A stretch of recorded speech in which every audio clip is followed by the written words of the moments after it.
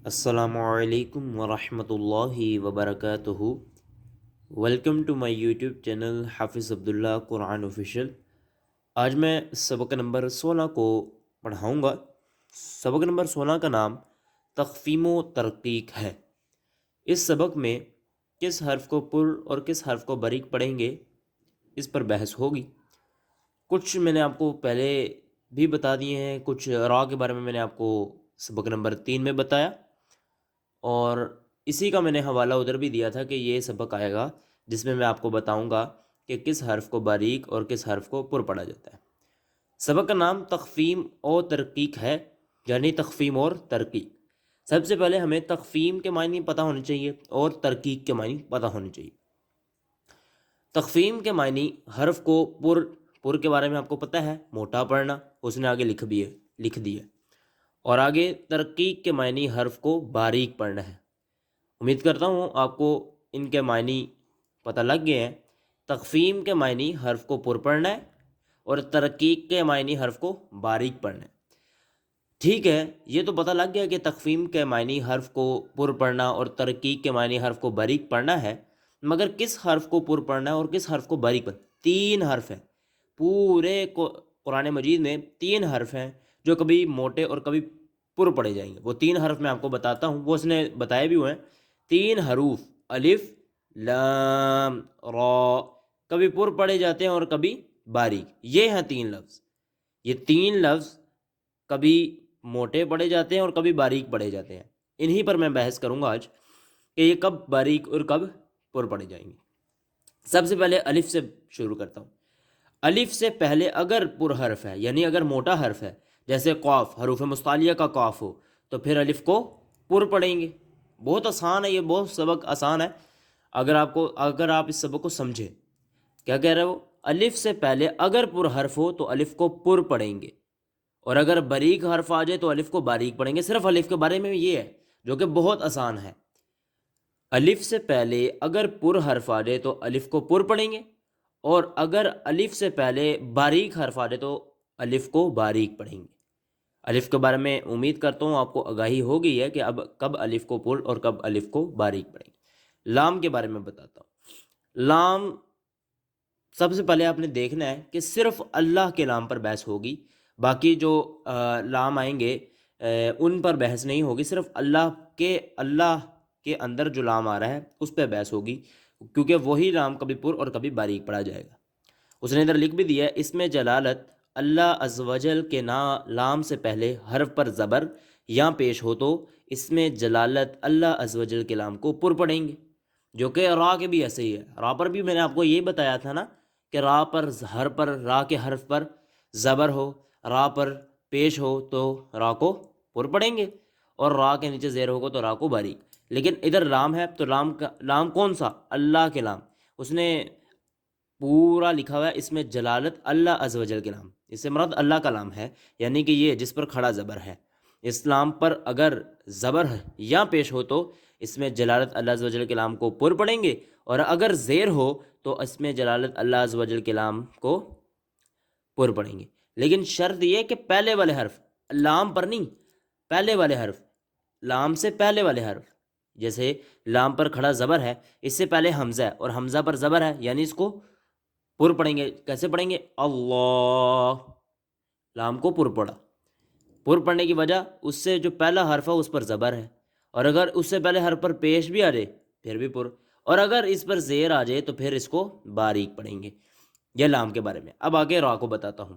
آگے اس نے بتایا کہ اس میں جلالت اللہ عز و جل کے لام کے علاوہ باقی تمام لام باریک پڑھے جائیں گے، جو میں نے آپ کو بتا دیے ہیں شروع میں ہی۔ ٹھیک ہے، یہ لام کے بارے میں۔ امید کرتا ہوں آپ کو لام کی بھی سمجھ آ گئی ہے کہ لام کو کب باریک اور کب پر پڑھیں گے۔ را پر آتا ہوں۔ را کو پر پڑھنے کی صورتیں بتاتا ہوں۔ سب سے پہلی ہے را پر زبر یا پیش ہو، جو کہ میں نے سبق نمبر 3 حرکات میں بھی بتائیں۔ پھر را پر 2 زبر یا 2 پیش ہوں، پھر را پر کھڑا زبر ہو۔ یہ ساری صورتیں را کو پر پڑھنے کی ہیں، یعنی موٹا کب پڑھیں گے؟ جب را پر زبر، را پر پیش ہو، را پر 2 زبر ہوں، را پر 2 پیش ہوں، را پر کھڑا زبر ہو۔ آگے را ساکن سے پہلے حرف پر زبر یا پیش ہو تب بھی را کو باریک پڑھیں گے. کیا؟ را ساکن سے پہلے حرف پر. اب ادھر را ساکن پہلے کیا تھا؟ را پر. اب ادھر را ساکن سے پہلے یعنی را پر جزم ہے اور اس سے پہلے جو بھی حرف ہے اس پر اگر زبر یا پیش ہے تب بھی را کو پر پڑھیں گے، اور اگر اس سے پہلے عارضی زیر ہے تب بھی را کو پر پڑھیں گے. یہ عارضی زیر میں آپ کو نیچے جا کے بتاتا ہوں عارضی حرکت کے بارے میں، تب آپ کو سمجھ لگ جائے گی عارضی زیر کیا ہوتی ہے. پھر اس نے کہا کہ را ساکن سے پہلے زیر دوسرے کلمے میں ہو، یعنی را ساکن ہے ایک کلمے کا لفظ، اس سے اگلا کلمہ جو ہے اس کا لفظ پر اگر زیر آ جائے تو بھی را کو پر پڑھیں گے. را ساکن کے بعد حروف مستعلیہ میں سے کوئی بھی حرف آ جائے اس کلمے میں، اسی کلمے میں، تو بھی را کو پر پڑھیں گے. حروف مستعلیہ آپ کو بتائی ہیں، ساتھ ہیں، کون کون سے ہیں وہ بھی آپ کو اچھی طریقے سے یاد ہیں جنہوں نے یہ شروع سے قاعدے کو پڑھا ہے. اب را کو باریک پڑھنے کی صورت ہے. را کو باریک پڑھنے کی صورتیں ہیں کہ را کے نیچے زیر یا دو زیر ہوں. را کے نیچے، را سے پہلے یا بعد نہیں، را کے نیچے، را ساکن سے پہلے، اب پہلے زیر اصلی اسی کلمے میں ہو. را کے ساکن سے پہلے یا ساکنہ ہو، یعنی یا ساکن، یا ساکنہ یا ساکن کو کہتے ہیں. اب عارضی حرکت کے بارے میں بتاؤں گا. پہلے میں مدنی قاعدے پہ جو لکھا ہے وہ پڑھوں گا، پھر آپ کو بتاؤں گا کہ یہ کیا لکھا ہے.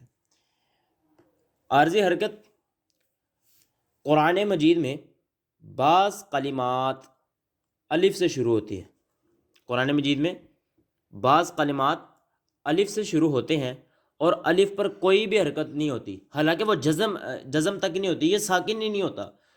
اس لیے تو الف پڑھے ہیں، کیونکہ ہمیں پتہ ہے کہ اگر جزم آ جائے تو الف کو الف نہیں بلکہ حمزہ پڑھتے ہیں، اور اگر حرکت آ جائے تب بھی الف کو حمزہ پڑھتے ہیں. الف کیوں پڑھے ہیں؟ کیونکہ اس پر کچھ ہے ہی نہیں ہے، نہ جزم ہے، نہ ہی تشدید، اور نہ ہی اس پر زبر زیر پیش ہے. الف. اب اس الف پر جو بھی حرکت لگائیں گے وہ ہم نے خود لگانی ہے، وہ کیا ہوگی؟ عارضی حرکت. امید کرتا ہوں سمجھ آئی ہے. قرآن مجید میں کچھ ایسے الفاظ آئے ہوئے ہیں، لفظ آئے ہوئے ہیں جن کے شروع میں الف آتا ہے اور الف پر کوئی بھی حرکت نہیں ہوتی. اس الف پر ہم نے اپنی مرضی سے جو حرکت لگانی ہے اسے عارضی حرکت کہتے ہیں. اور اپنی مرضی سے کیسے لگانی ہے وہ میں بتاتا ہوں آگے. مثال اس نے دی ہے ارجعی. اب قرآن مجید میں دیکھیں گے نا تو اس حمزہ، یہ حمزہ بن گیا نا. اب قرآن مجید میں الف لکھا ہوگا کیونکہ اس کے نیچے زیر نہیں ہوگی، وہ زیر ہم نے خود لگانی ہے. وہ کیسے پتہ لگے گا؟ ہم نے اگلے حرف پر دیکھنا ہے. اگلے حرف دیکھا وہ تو ساکن ہے، پھر اس سے اگلا دیکھا، اس پہ اگلا دیکھا تو نیچے زیر ہے تو ہم نے حمزہ پر زیر لگا دی. ایسے ہی اگر اگلا حرف ہم نے دیکھا تو اس پر زبر ہے تو ہم الف پر زبر لگا دیں گے. اس طرح یہ نہیں ہے کہ اپنی مرضی سے جو چاہے گا وہ الف سے پڑھ لے گا، جو چاہے گا وہ زیر سے پڑھ لے گا، جو چاہے گا وہ پیش سے پڑھ لے گا. ایسا بالکل نہیں ہے. ہم اگلے حرف کو دیکھیں گے، اگلے حرف پر اگر زبر ہے تو پھر زبر لگا دیں گے، اور اگر اگلے حرف پر زیر ہے تو پھر الف پر زیر، اور اگلے حرف پر پیش ہے تو الف پر پیش لگا دیں گے. یہ ہے عارضی حرکت. امید کرتا ہوں آپ کو سمجھ آ گئی ہوگی. نوٹ بھی پڑھ لیتا ہوں. ایک ہی کلمے میں را ساکن سے پہلے زیر اصلی ہو اور اس کے بعد حروف مستعلیہ ہو تو را ساکن کو پر پڑھیں. یا را ساکن کو پر پڑھنے کی صورت بتائی ہے اس نے، جو میں نے آپ کو اوپر بتا دی ہیں. اب اس سبق کی 2 لائنیں صرف بتاؤں گا، 2 یا 3 لائنیں. بالکل ایزی ہے یہ سبق. کل انشاءاللہ اس سبق کو میں مکمل کرواؤں گا. آج میں نے اس کے قواعد بتائے ہیں اس لیے کہ بچے بھی پڑھ رہے ہوتے ہیں تو ان کو مشکل ہوتی ہے پڑھتے ہوئے کہ ہم قواعد کو بھی یاد کریں پھر سبق بھی پڑھیں، تو اس لیے میں تھوڑا تھوڑا یہ سبق پڑھا دیتا ہوں. 3 یا 2 لائنیں پڑھاتا ہوں آج. اعوذ باللہ من الشیطان الرجیم، بسم اللہ الرحمن الرحیم. قاف الف زبر قا، لام زبر لا، قال.